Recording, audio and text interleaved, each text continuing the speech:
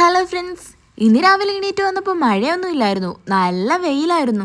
2-3 ദിവസമായിട്ട് രാവിലെ എണീക്കുമ്പോൾ മഴ കാരണം നല്ല സുഖത്തിലാണ് ഉറങ്ങിയത്. അങ്ങനെ താഴെ വന്ന് ചായ ഇട്ട് കുടിച്ച് ചോറും ഉണ്ട്. പിന്നെ കുറച്ച് പരിപാടികളൊക്കെ ഉണ്ട്. നാളെ ദോശ ഇഡ്ഡലി ഉണ്ടാക്കണമെന്ന് ഓർത്തിട്ട് ഞാൻ മാവൊക്കെ അരച്ചു വെച്ചിട്ടുണ്ടായിരുന്നു. എന്താകോ എന്തോ. എന്തായാലും എനിക്കറിയാവുന്ന പോലൊക്കെ ഞാൻ ചെയ്തു വെച്ചിട്ടുണ്ട്. ഇങ്ങനെയൊക്കെയല്ലേ ഓരോന്ന് പഠിക്കുന്നേ.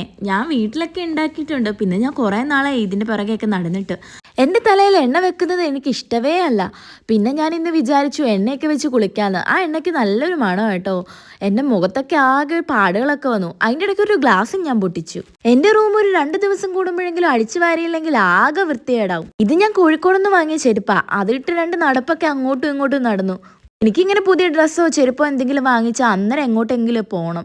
ഇതുവരെ പോകാനും പറ്റിയില്ല. ഈ റൂമിൽ ഏറ്റവും കൂടുതൽ പൊടിയെക്കാട്ടിലും എൻ്റെ മുടിയായിരിക്കും കേട്ടോ. കാരണം നല്ലതായിട്ട് എൻ്റെ മുടി പൊഴിയുന്നുണ്ട്.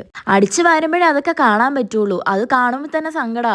പണ്ടൊക്കെ മുടിയൊക്കെ പൊന്നുപോലെ സൂക്ഷിച്ചൊരു കാലം ഉണ്ടായിരുന്നു. അതൊക്കെ ഓർക്കുമ്പോൾ സങ്കടവും വരും.